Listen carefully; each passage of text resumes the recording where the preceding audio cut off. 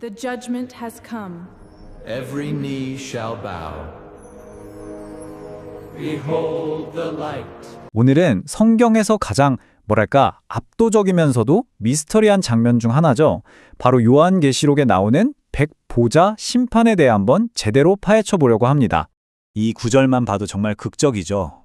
우주적인 최후 심판이 시작된다는 걸 알리는 건데요. 근데 이게 도대체 무슨 의미인지 그걸 제대로 알려면 가장 먼저 알아야 할 게 있어요. 바로 이 심판이 언제 일어나는가 하는 거죠. 자, 한번 깊이 들어가 보시죠.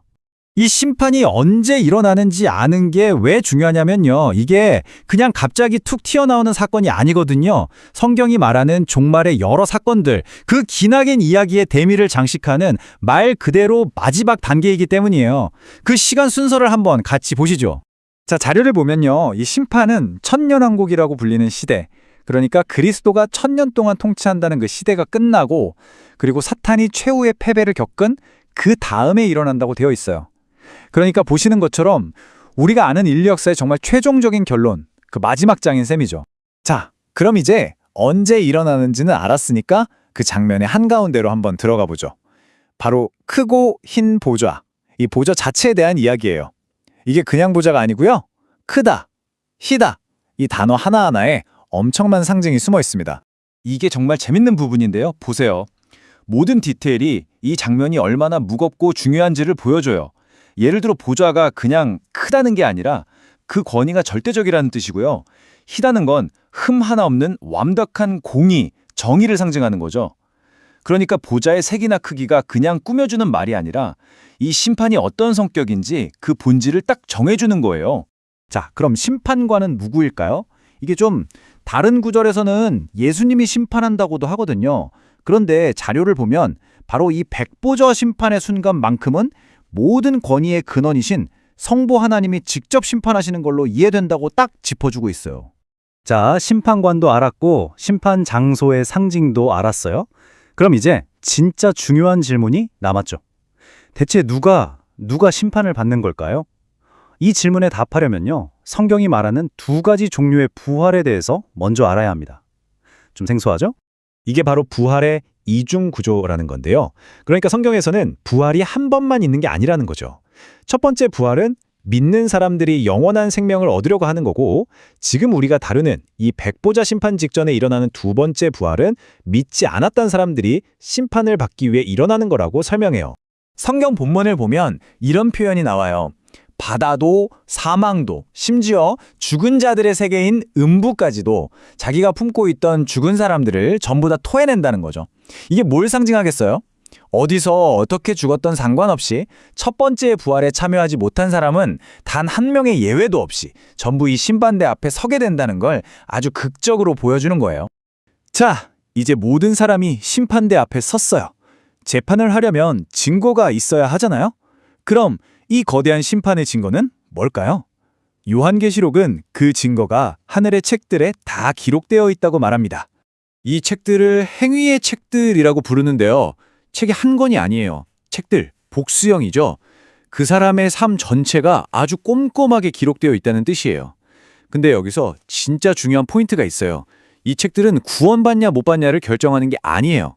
그게 아니라 그 사람의 행동에 따라서 형벌을 얼마나 받을지 그 정도를 정하는 기준이라는 거죠. 그러니까 심판이 그냥 감정적으로 이루어지는 게 아니라 증거에 기반해서 공정하게 내려진다는 걸 보여주는 장치인 셈입니다. 그런데 이 모든 행위 기록보다 더 중요한 이 재판의 결과를 단번에 뒤집을 수 있는 결정적인 책이 딱 한 권 따로 있습니다. 그게 바로 생명책입니다. 다른 책들은 여러 권이었잖아요. 근데 이 책은 딱 한 권이에요. 그리고 이 책에 자기 이름이 있느냐 없느냐, 이게 바로 생명이냐 죽음이냐를 가르는 최종적이고 유일한 기준이 되는 거죠. 자, 이제 행위의 책들로 모든 게 다 드러났고 결정적으로 생명책에 이름이 없어요. 그럼 이 사람들에게 내려지는 최종 판결은 뭘까요? 성경은 이걸 아주 독특한 표현으로 설명하는데요. 바로 둘째 사망입니다. 이 둘째 사망이 뭐냐면 불못에 던져지는 건데요. 이게 그냥 존재가 소멸돼서 없어지는 게 아니에요. 그게 아니라 신과 영원히 분리되는 상태, 영원한 단절을 의미합니다.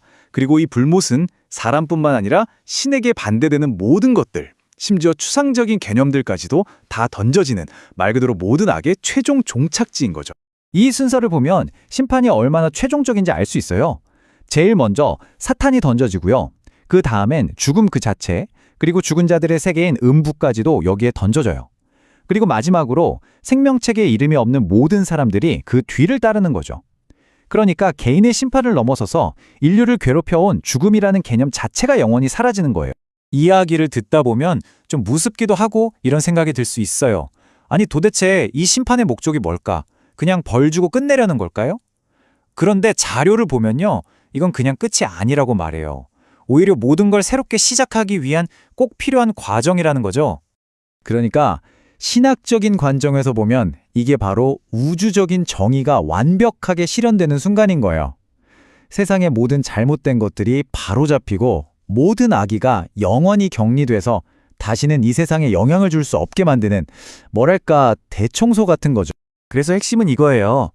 이 최후의 심판이 있어야만 바로 다음 장에 나오는 새 하늘과 새 땅, 즉 죽음도 슬픔도 없는 완벽하고 영원한 세계가 시작될 수 있다는 겁니다.